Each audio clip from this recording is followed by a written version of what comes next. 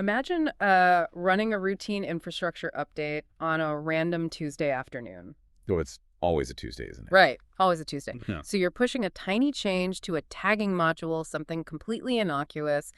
You type your command, hit enter, grab a coffee, and when you come back to your desk, your terminal is just flooded with red text. Yep. Every platform engineer's worst nightmare right there. Exactly. And the worst part is your entire production Cloud Foundry runtime, along with every single application hosted on it, is completely gone, just nuked. And not because you actually told the system to delete it, which is the terrifying part. No, not at all. It's because a tiny array order changed in the backend platform API, and your automation tool just thought, oh, the environment moved, let me just destroy the old one and build a completely new one. Yeah, that scenario happens way more often than people want to admit, especially when they first start scaling up their automation. I mean, when we talk about enterprise architecture specifically for you out there architecting these systems and designing these deployment pipelines, there's this lingering expectation of, linear predictability. Right, because of the legacy GUI days. Exactly. We are so used to the old days of clicking through a graphical interface, right? Mhm. You build a foundation, you stack the walls, you draw up on a roof, and it's right there in front of you. You can point at the SAP interface and say, there is my resource. Yeah. It's totally tangible. But, I mean, the moment you transition into the world of infrastructure as code and specifically managing the SAP Business Technology Platform, or BTP, with Terraform, that traditional visual blueprint just goes completely out the window. It really does. You aren't pointing and clicking anymore. No, you're defining a desired state. Yeah. And that shifts the entire paradigm. We're no longer looking at a sequential checklist. We're looking at this declarative landscape that operates as basically a massive invisible web of interconnected dependencies. It is the absolute definition of an automated architectural puzzle. And preventing that Tuesday afternoon disaster we just talked about, that is exactly our mission for this deep dive today. I love it. Let's get into it. We are dissecting the architecture of Terraform on SAP BTP. We're going to take a foundational setup, which is essentially just an empty, flat subaccount, and expand it into a fully functional, multi-resource environment. And we're taking it all the way to a complete Cloud Foundry deployment, right? Yes, all the way to CF. The jump in complexity from an empty subaccount to a Cloud Foundry environment is, frankly, staggering if you don't understand the underlying mechanics. Oh, absolutely. Because you're moving from a single-dimensional creation script into a highly complex, multi-layered dependency graph. Right, because you have to coordinate entitlements, you have to provision serving instances, you manage application subscriptions, and you have to sequence all of this with absolute precision. Because if you don't, the automated pipeline just snaps. Exactly. So for you listening, we're going to frame this whole thing from the perspective of the architect who is strategizing that bomb-proof pipeline. We'll dig deeply into the execution mechanics, the specific configuration paths, and most importantly, the philosophy of why the provider behaves the way it does. Yeah, we're going straight into the Terraform registry's logic for the SAP BTP provider. We need to map out exactly how we control state, how we extract data, and how we utilize the CLI, the command line interface, not just to build things, but to protect the infrastructure from catastrophic drift. Which is huge. So where do we start? I mean, that begins with understanding the CLI workflow conceptually, right? Not just memorizing keystrokes. Exactly. When you're operating in this space, your safety net revolves around 4 core phases. You've got format, validate, plan, and apply. Okay, break those down for me. Well, the philosophy behind them is what actually matters here. We run Terraform FMT to ensure readability across distributed teams. It standardizes the code. Gotcha. So everyone's code looks the same. All right. Then we use Terraform validate to catch structural syntax errors before they ever even touch an API. Which saves a ton of time. Exactly. Then we plan. And this is crucial. We plan to calculate the delta, the exact difference between what your code says and what physical reality looks like right now. And finally, we apply to actually execute that state change. Okay, so let's unpack that reality. Because before we write a single block of code or run a single plan, we have to understand how Terraform conceptualizes the SAP BTP platform itself. Yeah, there's a fundamental dichotomy here. Right, a dichotomy that dictates literally every architectural decision you're going to make. And that is the strict division between resources and data sources. It's a critical distinction, and it's one that the BTP provider enforces ruthlessly. So when you are configuring an environment, you have to draw a hard line between actions that alter state and actions that just provide telemetry. Think of it like managing a massive construction site, right? I like this analogy. Yeah, so your resources are the heavy machinery. They are the excavators, the cranes, the crews pouring the concrete. When you declare a resource block in Terraform, you are commanding that heavy machinery to physically alter the landscape of your BTP subaccount. They're actually building things. Exactly. But your data sources, they are your surveyors. They are just standing out on the edge of the site with their tripods, checking the blueprints, reading the terrain, and reporting back on what already exists. Right. They do not pour concrete. Right. They do not change the state of the world. They just observe it and return the measurements to the crew. And if we look at the core state-altering resources that an architect has to deploy, things like the BTP subaccount entitlement, the BTP subaccount service instance, and the BT subaccount subscription, these are your heavy machinery. Those are the heavy hitters. Yeah, they fundamentally change the infrastructure footprint and, honestly, the billing footprint of your SAP environment. Yeah. But here is the architectural hurdle where a lot of infrastructure engineers just get completely stuck. Oh, the GID issue. Let's look at a concrete scenario for this. Say you're configuring a service instance. To provision a service instance on BTP, you have to tell the platform exactly which service plan you want to use. Right, so you'd think, I could just pass a parameter that says plan equals standard or plan equals free. Exactly, because that is how a human thinks about it. Yeah, that's a human-readable approach. Yeah.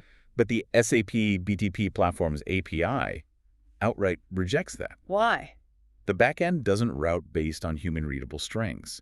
Strings can change, they can be duplicated, they can be localized into different languages. Right, someone could name a plan standard in English and something else in German. Exactly. So Yeah. the backend infrastructure requires an exact, globally unique identifier, a technical GUID. That's the only way it knows what to provision. And that requirement introduces a massive structural catch-22 for automation. I mean, let's map this out. We were writing a script. We Right. tell the script to create an entitlement to allow our subaccount to use, say, the alert notification service. Great. Standard first step. Right. But that entitlement resource block doesn't automatically output the technical GUI of the specific standard plan for that service. So how on earth do we systematically inject that invisible GUID into the pipeline for the next step? The service instance creation step. Yeah, without breaking our automation. Yeah. Because if I have to stop the pipeline, open a web browser, log into the BTP cockpit manually, dig through menus to copy a 32-character alphanumeric GUID, and hard-code it into my script, I mean, I'm not doing infrastructure as code anymore. Not at all. I am just doing manual configuration with extra annoying steps. You've completely defeated the purpose of automation if human intervention is required midway through the pipeline.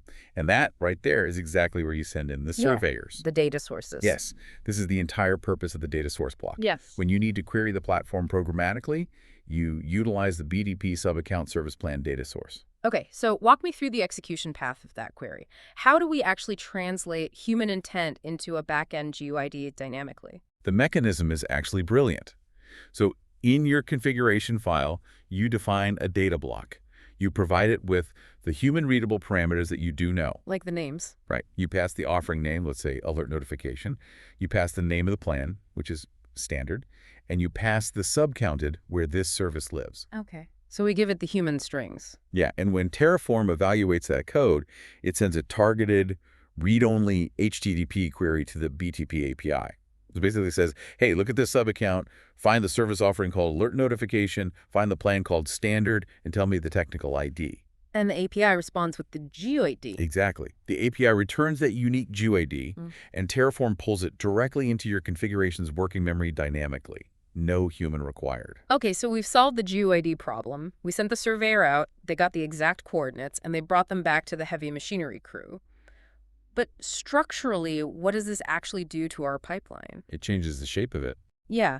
It means our configuration is no longer just a top-down procedural list of commands like a basic bash script. We aren't just saying, do step 1, then step 2, then step 3. We are essentially building a directed acyclic graph, a dependency graph. Precisely. You are defining the end state, and the Terraform engine's primary job is to mathematically map out the most efficient path to achieve that exact state, which leads us to the core mechanics of implicit dependencies.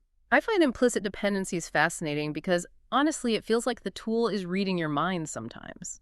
Why does Terraform automatically know that it can parallelize certain provisioning tasks, firing them off at the exact same time while it intentionally bottlenecks others and forces them to wait in a queue? It all comes down to the passing of attributes. That's the secret. Explain that. When Terraform reads your configuration, it isn't just looking at the resources in isolation. It's looking at how they reference each other. When you configure block B to require an attribute from block A, like an ID, that literally does not exist until block A is completely finished building, you are drawing an invisible mathematical wire between those two pieces of infrastructure. Ah, a computed attribute. Exactly. That is a computed attribute. Let's ground this in an architectural requirement so it's super clear. Let's say we are scaling this sub-account up, and our developers need entitlements for 3 specific services right out of the gate: alert notification, feature flags, and the feature flags dashboard, which operates as an app subscription. Okay, so from a configuration standpoint, you are opening up your main file and mapping out 3 distinct BTP subaccount entitlement resource blocks. Right. And inside each of those blocks, I have to provide the parameters. You have 3 required parameters for an entitlement. You need the subaccount, so where's this entitlement going? You need the service name, what are we entitling, and the plan name, which tier of the service are we using? And there's also an optional parameter, right? Yeah, the amount parameter, which architecturally is very important. You only configure the amount if the service plan is quota-based. Like what? Like allocating a specific number of processing units or gigabytes of memory. If it's just basic application access without a numeric quota, you intentionally leave the amount parameter out entirely. Because if you put it in, it confuses the backend. Exactly. It'll throw an error. But the real magic trick here is how we handle that sub-accounted parameter. As an architect designing a reusable module, I am never, ever going to hard code a sub-account ID string into those entitlement blocks. Right, because that makes the code completely brittle. It makes it useless for deploying to a different region or a different environment. You'd have to rewrite the script every time. Exactly. Instead, you inject it dynamically. You point the entitlement parameter directly to the BTP subaccount resource block that we provisioned earlier using the specific syntax BTP subaccount.project.id. And the second you write that syntax, you establish the implicit link. Terraform's internal engine evaluates that and basically says, wait a minute, this entitlement block cannot be processed because it is asking for an ID from a subaccount that hasn't even been created yet. Right. So it decides, therefore, I must build a hard rule in my dependency graph. I will not fire these entitlement requests until the subaccount API returns a successful creation response. It's incredibly elegant because you didn't have to write a wait script. You didn't have to write some clunky while loop. The system just inherently understands causality. It understands causality, and it uses that causality to optimize deployment speed, which is awesome. Because if we follow this through the CLI execution, the true power of the graph becomes really visible. Let's walk through it. Yeah, so let's say you've written this all out. You run Terraform validate to ensure your syntax and parameter mapping are structurally sound. Then you run Terraform plan out unit 3.3. The philosophy of the plan phase is so critical here. By using that out parameter, you are telling Terraform to calculate the execution graph, compare it to the live BDP platform, and save that exact delta to an immutable file. I want to pause on that for a second. Go ahead.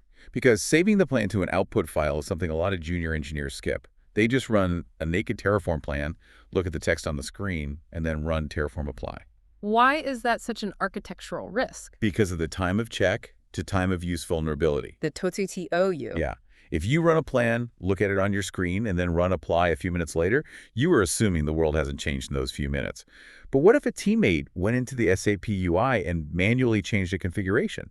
Or, what if an automated pipeline ran in the background while you were grabbing coffee? Right, the state drifted.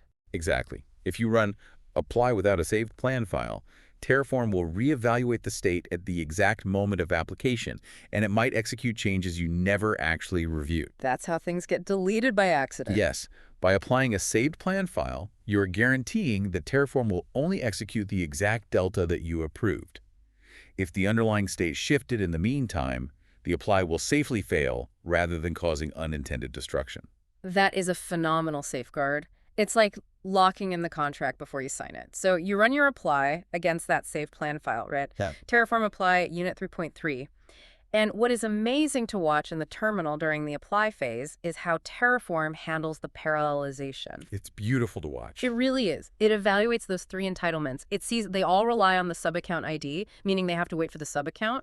But then it realizes, wait, these 3 entitlements do not rely on each other. Exactly. Alert notification doesn't care if feature flags exist. They are independent. So the engine just floors the accelerator. It fires all 3 API requests to the SAP BTP backends simultaneously.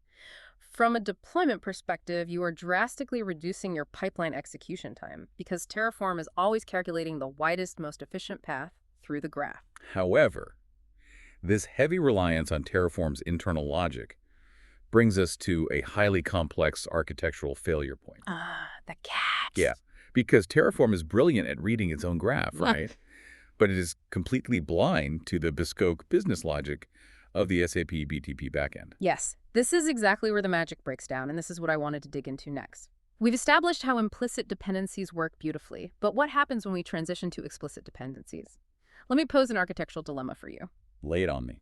We talked earlier about using a data source, our surveyor, to fetch the technical GUID of the alert notification service plan. Now, a data source is purely a read operation. It doesn't alter state. So how does Terraform's internal engine categorize a read operation when it builds that dependency graph? And that is the structural catch. Because a data source is just reading data, Terraform inherently assumes it's a zero-cost operation that requires no heavy machinery. So its internal logic dictates, hey, I don't need to build anything to read this information. I will just fetch it immediately, right at the very beginning of the execution phase, before I build anything else.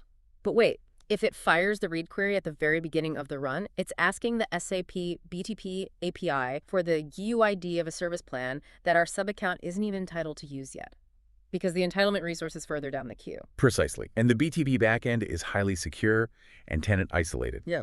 If you query it for a service plan that you do not have an active entitlement for, the API doesn't just say, oh, please wait a minute. Well, it blocks you. It returns a hard HTTP 400 error. It basically says, I have no idea what service plan you were talking about.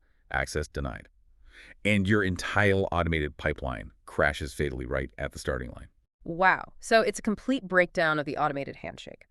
Terraform is trying to be highly efficient, pushing all the reads to the front to save time, but the SAP business logic strictly dictates that entitlements must exist before visibility is even granted. Yes. So, as an architect, how do you intervene? How do you reach into Terraform's brain and manually rewire that dependency graph? You have to force the issue using an explicit dependency.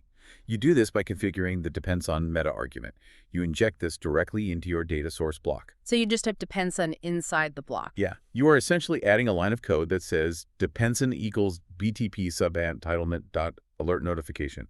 You are explicitly telling the Terraform engine, look, I know you want to send this surveyor out immediately, but I am forbidding it. Do not send this read query to the API until the heavy machinery has completely finished provisioning the entitlement. I want to make sure the listener really internalizes this because it's a beautiful three-step dance that solves a massive, massive headache. Let's walk through the full loop of causality one more time. Okay, step 1, the explicit dependency. You place the dependent argument inside the data source block, linking it to the entitlement resource. This forces the data source to wait. The entitlement provisions, the BTP backend grants access, and the gate opens. Right. Step 2, the gate is now open, so the data source fires. It sends the query to the SAP API, it finds the newly visible service plan, and pulls that technical GUID down into the configuration's memory. In step 3, you configure the actual heavy machinery, the BTP subaccount service instance resource. Inside that block, you configure the service planted parameter to equal the dynamic output of the data source. Okay, I see where this is going. Yeah, and because you are passing that computed GID into the service instance block, you automatically create an implicit dependency back to the data source. It is a closed-loop system. Yeah. That's amazing. You used an explicit dependency to bridge the logical gap that Terraform's engine couldn't see, and then you just let implicit dependencies handle the rest of the flow naturally. Brilliant. It really is. But, while we are on the topic of heavy machinery and service instances, we need to address a secondary troubleshooting issue. A service instance on SAP BTP isn't just a metadata toggle. It's not just flicking a switch on a dashboard. No, absolutely not. When you request a complex service instance, especially things involving HE and add databases or like extensive integration suites, the BTP platform is performing massive orchestration on the back end. Right, there's real hardware involved. Yes. It might be spinning up dedicated containers, isolating tenant databases, allocating memory clusters, configuring secure routing. That physical infrastructure allocation takes time, real time. Which introduces the reality of long-running provisioning. And Terraform, by design, is somewhat impatient. Highly impatient. What's critical to understand here is how Terraform handles operational timeouts. Standard Terraform providers default to a very rigid 10-minute timeout limit for any single resource creation. Only 10 minutes. Just 10 minutes. So if the Terraform CLI sends the create request to the BTP API and 600 seconds pass without the API returning a final success state, Terraform just assumes a failure. It halts execution, throws a fatal pipeline error, and drops the connection entirely. But the BTP backend might still be building it. The SAP platform might be on minute 11 of a perfectly healthy, 15-minute provisioning cycle. Exactly. And now you have a disastrous scenario. The BTP backend successfully finishes building the resource a few minutes later, but Terraform already marked it as failed and disconnected. So they're completely out of sync. Your state file is now completely out of sync with physical reality. You have orphaned infrastructure that Terraform literally doesn't know exists, which means it can't manage it, it can't update it, and it can't eventually destroy it. It just becomes a ghost resource burning through your billing credits. That is a massive operational blind spot. So how do we architect around this? If I know I am deploying a heavy integration service that historically takes like 20 minutes to spin up, what is the exact configuration path to protect my pipeline? You must utilize custom timeout blocks. The BTP provider registry explicitly documents which heavy resources support these overrides. Inside your resource configuration block, you define a nested timeouts block. Okay. And within that, you can specify bespoke duration limits for different lifecycle phases, specifically create, update, and delete. So for that heavy service, you might configure create 30 meters. You are explicitly giving the Terraform engine a 30-minute leash, telling it to maintain the connection and wait patiently for the BTP backend to finish its heavy lifting. That is a mandatory operational safeguard for resilient day 2 operations. I mean, it prevents those heart-stopping moments where your CI/CD pipeline turns red and throws pagers just because a back-end database cluster was a little sluggish on a Tuesday morning. Exactly. It saves so much unnecessary panic. Now, speaking of robust day 2 operations, let's pivot our architectural lens to the concept of standardization and governance. When you are operating at an enterprise scale, say you have 50 developers spinning up hundreds of subaccounts and resources, you simply cannot have engineers naming their infrastructure whatever they want. Oh, if you let developers free text their resource names, you end up with environments filled with instances named TestApp1, Dave Sandbox, or My Cool Service. Which is an absolute architectural anti-pattern. From a finance perspective, it's a billing nightmare. If the finance department asks why Dave's Sandbox is costing $5,000 a month and Dave left the company 6 months ago, you have no automated way to trace that resource back to a specific cost center or project phase. It leads straight to resource collisions and orphaned infrastructure. Standardization in the cloud is just non-negotiable. Right. So how do we enforce that? Within Terraform, we enforce this governance via the locals block. This is typically implemented at the very top of your main configuration file. The locals block allows an architect to define complex expressions and centralized string values that can be referenced natively multiple times throughout the entire deployment. It's essentially like defining a constant variable in a standard programming language, but with the added power of dynamic evaluation. Exactly. So let's look at how we enforce this practically. We need a standardized, unbreakable naming convention for every service instance in our subaccount. Inside the locals block, we configure a variable called service name prefix. But we don't just hard-code it. We build it dynamically by combining other variables. Like what? We take the subaccount stage, maybe the user passed in dev or prod, and we concatenate it with the project name. But developers are messy. What if they pass a project name with capital letters and weird spaces, like Global Finance API with spaces? BTP resource names generally expect clean, lowercase, hyphenated strings, right? This is where Terraform's built-in string functions come into play right within the locals block. You can wrap that concatenated string in functions that automatically replace any rogue spaces with hyphens and convert the entire string to lowercase. Oh, that's clean. Yeah, so regardless of how messy the input variable is, the locals block evaluates it and outputs a pristine, standardized prefix like dev global finance happy. And then when we are configuring the actual resources further down the file, we just apply that prefix. So when we build the alert notification service instance, instead of letting the developer name it whatever they want, the configuration block strictly enforces name local .service motus name prefix alert notification. You have just created an unbreakable chain of standardized nomenclature. Every single resource deployed by this module will perfectly align with your enterprise billing and auditing requirements, without requiring the developer to even remember the rules. That is the beauty of platform engineering. You make the right way the easy way. Exactly. Now, let's carry that exact same discipline into our application subscriptions. We've handled entitlements, we handled service instances. If we configure the BTP subaccount subscription resource to subscribe our environment to the feature flags dashboard, there is a very specific parameter mapping required there, isn't there? Yes, for an app subscription, you must provide three things: the app name, the plan name, and the sub-account. Now, hold on. Let me challenge you here for a second. A subscription is an application, but it is still an SAP resource. Do we need to do that whole explicit dependency data source dance again to fetch a technical GUID for the app subscription? No, and this is a crucial architectural distinction within the provider. For application subscriptions, the SAP BTP backend operates slightly differently than it does for service instances. The platform API actually allows you to use the human-readable app name and plan name strings directly for subscriptions. Oh, wow, that is a relief. So we bypass the surveyor entirely. You bypass the data source hop entirely. However, you still have a logical dependency constraint. You absolutely cannot subscribe to an application if your sub-account hasn't been granted the entitlement to use it in the first place. Right, of course. The business logic remains the exact same. Entitlement first, then access. Correct.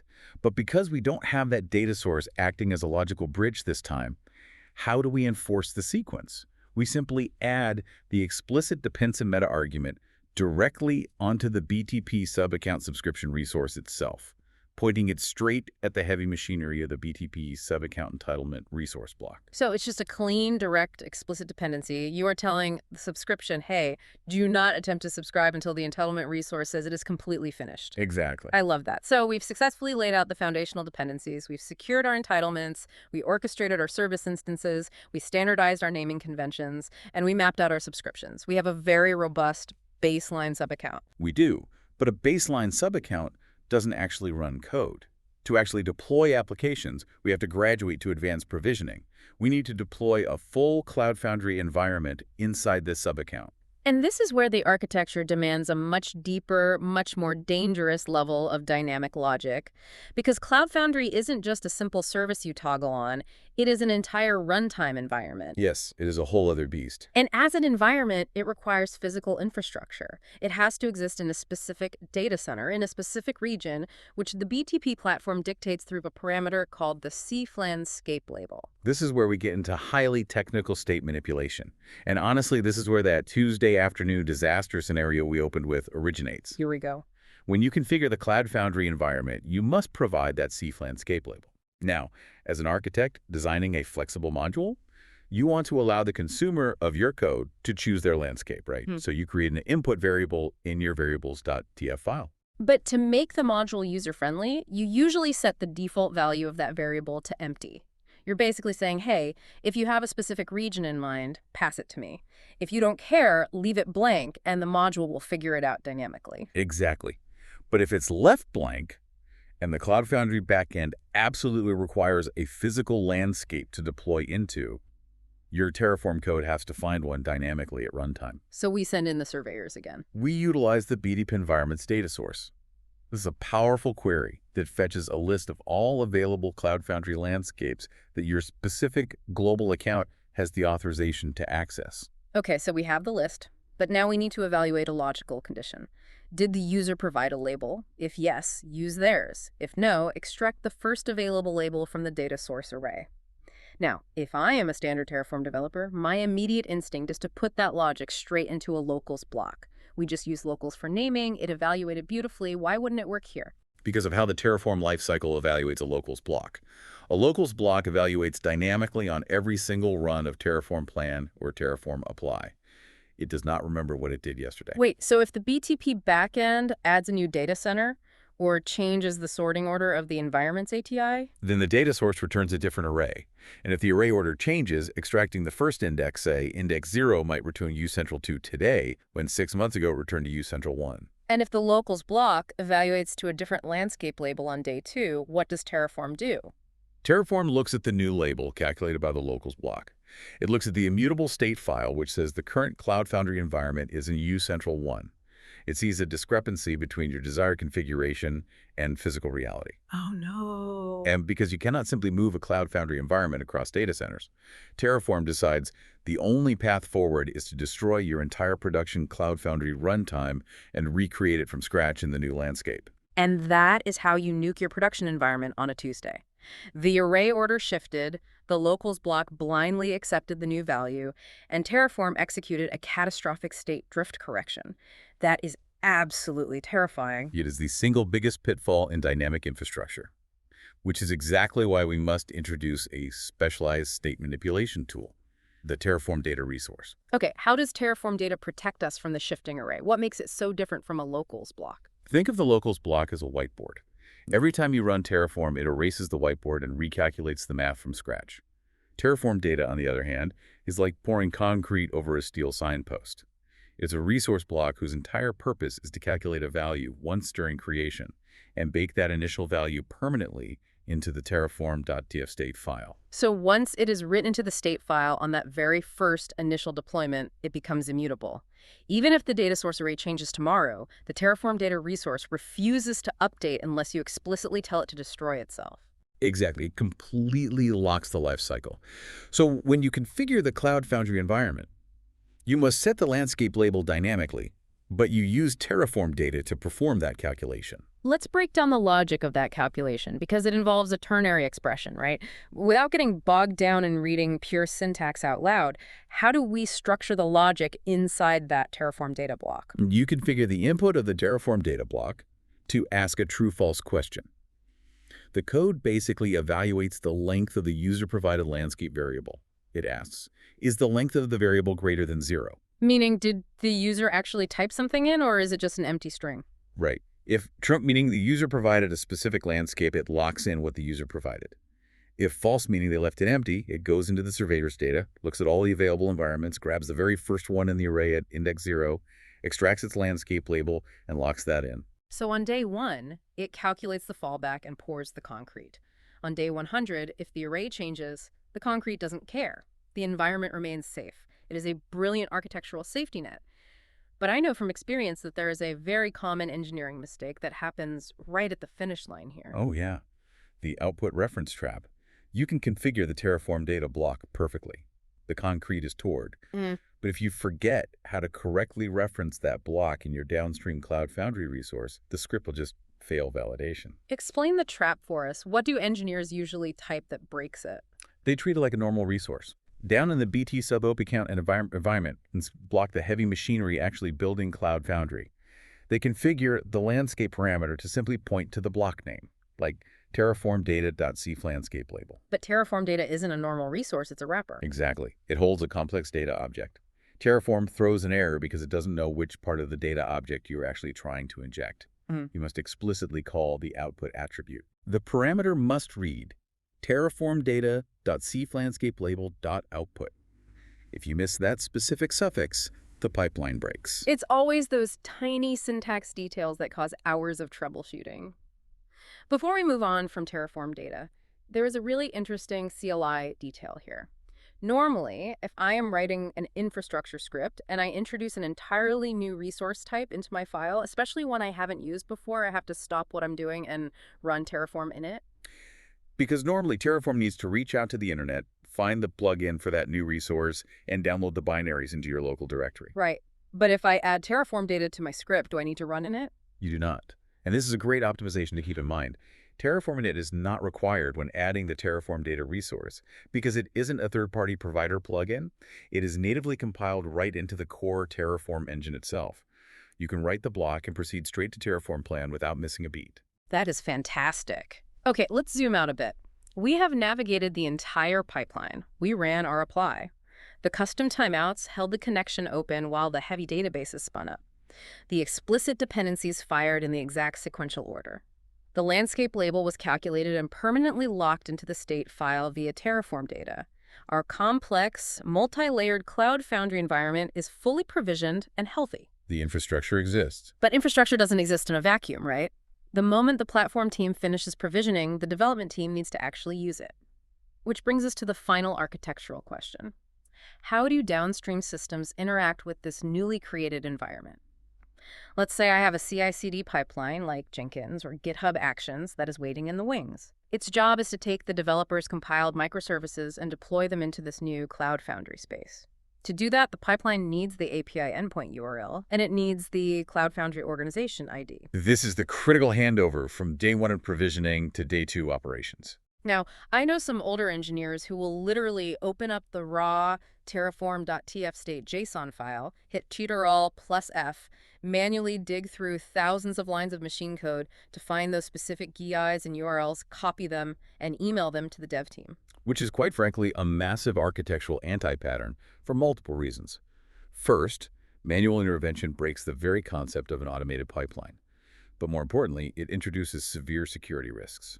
Because the state file isn't just a list of names, it contains everything. It contains everything under the hood, often including unencrypted secrets, database passwords, and root certificates.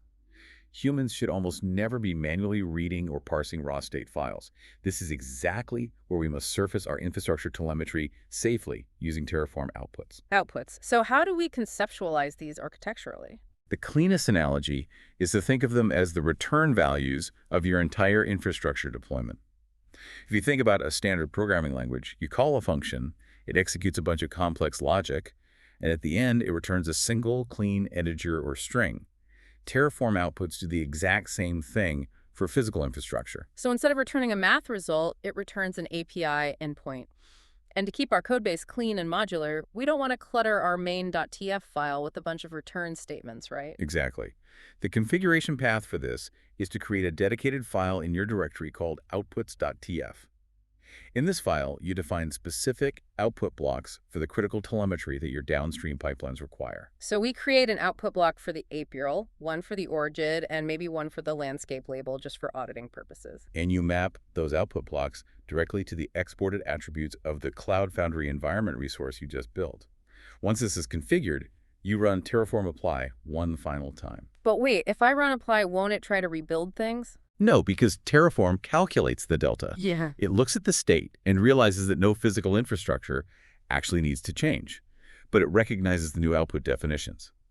So it safely reads the data from the state file and prints those exact API endpoints and org IDs straight to your console terminal in a clean, isolated, highly readable format. It prints them right to the screen, perfectly formatted, completely ready to be consumed by the Cloud Foundry CLI or an automated script. But let's play out one final troubleshooting scenario. Sure. You're an engineer, you run the apply, the outputs print beautifully to your screen, and then out of habit, you type clear into your terminal, or maybe your VPN drops and your SSH session disconnects. The screen is blank, you lost the GUIDs. Because you just said running apply evaluates the delta, you don't really want to run Terraform apply again just to see text on a screen, especially in a production environment where it might accidentally trigger a state lock. How do you get those return values back? Do not panic, and definitely do not run apply again just to read data. You simply use the read-only CLI command, Terraform output. Just the word output. It's Terraform output. When you run that, the Terraform engine bypasses the BTP API entirely. It queries your local state file directly and instantly reprints all defined output values back to your console. It doesn't refresh the state, it doesn't plan any infrastructure changes, and it requires zero external network calls. It is the safest, most efficient way to retrieve your infrastructure telemetry.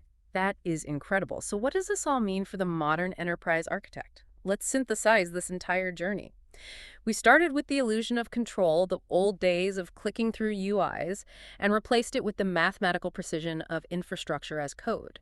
We learned that to navigate the SAP BTP platform, we have to respect the strict dichotomy between heavy machinery and our surveyors, the resources altering state, and the data sources fetching our required GIDs. And we leveraged implicit dependencies, allowing Terraform's internal graph to parallelize our entitlements and drastically cut down our deployment time. But when Terraform's graph couldn't see SAP's internal business logic, we took manual control. We forced explicit dependent arguments to ensure our data sources didn't jump the gun and crash the API handshake. We engineered custom timeouts to protect our long-running database deployments. We established rigorous enterprise governance, standardizing our nomenclature with dynamic locals blocks to keep FinOps happy. And perhaps most critically, we conquered the threat of catastrophic state drift. We used Terraform data to pour concrete over our Cloud Foundry landscape labels, ensuring that back-end array changes never trigger unintended infrastructure destruction. And finally, we surface all of that hard work safely and securely using structured outputs, providing clean return values for day two operations without ever exposing the raw state file. It is truly a masterclass in declarative infrastructure control. It really is the bedrock of true scalable enterprise automation on SAP BTP. But if we connect this foundational architecture to the bigger operational picture, it leaves us with an advanced engineering puzzle for you, the listener, to solve in your own environments. Oh, I love a good puzzle. What's the challenge? Yeah. Well, now that you have successfully exposed the Cloud Foundry API endpoint and org ID via Terraform outputs, safely isolating them from the raw state file, how would you architect a secure, automated handshake to pass those exact Terraform outputs directly into your GitHub Actions or Jenkins pipeline as masked environment variables? Because if you can solve that, you entirely remove human intervention from your pipeline, achieving true end-to-end automation.